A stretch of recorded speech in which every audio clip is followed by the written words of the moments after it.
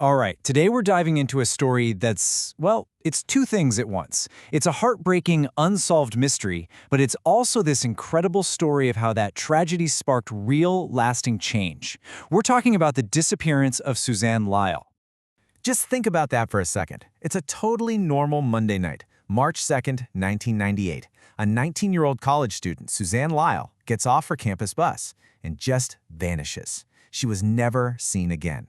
1 minute she's there, the next, gone. That's where our story begins. So before we get into the investigation and all the twists and turns, I think it's really important to understand who we're talking about. Who was Suzanne? And what do we actually know about her final hours? Okay, so who was Suzanne Lyall? Well, she wasn't your typical college student. I mean, yeah, she was a 19-year-old at SUNY Albany, but she was a computer science major who actually built her own computers from scratch. How cool is that? Friends and family described her as quiet, studious. She loved writing poetry. She was a big fan of the band Rush. And this is really key, she was super close with her parents. We're talking phone calls or emails pretty much every single day. So let's just walk through her last known day. It was completely, totally normal. In the morning, she has a midterm. By 4 p.m., classes are done. She works her shift at a Babbage's computer store, remember those, finishes up around 9 p.m. At 9:20, she gets on a bus back to campus. And then, at about 9:45, a friend sees her. She sees Suzanne get off the bus at the Collins Circle stop, right there on campus. This is the last time anyone can definitively say they saw her. Okay, so those first 48 hours after she steps off that bus, they are absolutely critical. This is when the alarm bells start to ring. We've got a missing persons report, a really strange clue, and a delay in the investigation that would become a huge point of contention later on. You know, the first person to realize something was wrong wasn't the school. It was her boyfriend, Richard Condon. See, she had this routine. She'd usually call him after her shift at Babbage's. That night, the call never came. When he still couldn't get a hold of her the next morning, he made the call to her parents. And her parents, Doug and Mary, they knew instantly something was very wrong. This quote from her dad, Doug, really says it all. Susie was not a risk taker. He's making it crystal clear. She wasn't a partier. She didn't do drugs or drink. For her to just not show up in her dorm room, that was a massive, massive red flag. This was completely out of character. And then, the first real clue appears. And it's so small, so simple, you could almost miss it. Just a number. $20. And here's the kicker. That $20 was withdrawn from her bank account the day after she vanished. So her ATM card was used. On one hand, maybe that's a sign she's okay, right? But the circumstances around this withdrawal, well, they were anything but reassuring. And this is the million-dollar question, isn't it? Her PIN was entered correctly, and apparently only two people knew that PIN, Suzanne and her boyfriend. So who was at that machine? But the investigation didn't exactly kick into high gear right away. It took 2 full days, and Suzanne missing another midterm exam, for the campus police to finally call in the New York State Police. For her family, this was agonizing. That delay felt like critical time just slipping away. And this very issue would eventually become a major catalyst for change. So, as the investigation gets underway, it quickly becomes this frustrating trail of questions. We've got clues that lead to dead ends, persons of interest, and a case that's just getting colder and colder by the day. Let's circle back to that ATM withdrawal for a second, because it's just so weird. First off, the ATM was 2 miles from campus, in a spot she really never went to. The store's security camera? Yeah, it conveniently didn't cover the machine. Police even looked into a guy seen nearby, but he was cleared. And get this, her mom said that right before she disappeared, Suzanne had been complaining about being low on money. So why would she suddenly take out cash? You see? Every single detail just makes it more and more suspicious. Months go by, and then a piece of her life just turns up.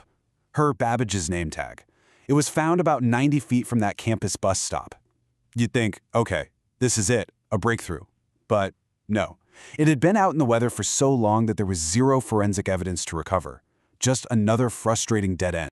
And then there's this really chilling detail that came from one of her coworkers. Apparently, about a month before she disappeared, Suzanne had told this coworker that she thought someone was stalking her. Just someone she didn't know. It's a terrifying thought, right? That someone might have been watching her. Of course, you have to look at the people closest to the victim, and that included her boyfriend, Richard. And this is where things get complicated. On one hand, he had a solid alibi. He was playing video games with a friend, and the friend backed him up. But on the other hand, there were some serious red flags. He told police they were engaged, which was a complete surprise to her parents. Then he refused to take a lie detector test, hired a lawyer, and stopped cooperating altogether. So while they can't pen anything on him, investigators have never been able to officially completely rule him out. Fast forward 20 years to 2018. The New York State Police finally came out and said what they'd long suspected. They officially stated that they believe this is a homicide case, that the reality is Suzanne was probably a victim of a homicide. After all that time, any hope that she had just run away was pretty much gone. But this is where the story takes a turn. It doesn't just end as a cold case file gathering dust. Because out of this unimaginable tragedy, Suzanne's parents, Doug and Mary, created a legacy. A legacy of hope and protection that has made millions of students safer. And it was this piece of advice from another mother who'd been through similar nightmare that really changed everything for the Lyalls. She told them, I could have laid in bed with a cover over my head for years, but I decided to really get out there and talk about this. And that's what they did. They decided not to let the grief consume them, but to use it as fuel. And their work? It was unbelievably effective. Just look at this. They poured all their energy into advocacy, into lobbying for change. And the result was not one, not two, but 3 major laws passed in Suzanne's name. These Suzanne's laws completely changed the game for campus safety and how these cases are handled nationwide. So what do these laws actually do? Well, let's take the federal Suzanne's Law from 2003. It's a perfect example. It directly tackled the problem her family faced. Remember that 2-day delay? Before this law, if someone between 18 and 21 went missing, police weren't required to immediately report it to the National Crime Information Center. This law changed that. It raised the age to 21, closing that critical gap and helping to make sure that what happened to Suzanne's family wouldn't happen to another. And they didn't just stop at changing laws. Doug and Mary also founded the Center for Hope. It's an incredible organization that supports families of the missing, giving them resources, community, basically a lifeline for people who are going through the absolute worst time of their lives. So here we are, decades later, and Suzanne Lyall's disappearance is still unsolved. Her family never got the answers they deserve. But her story leaves us with this incredible, powerful question: how does tragedy transform into change? A daughter was lost, but because of her family's fight, millions of other students are safer. It's just a profound legacy, one that was born from the deepest possible loss.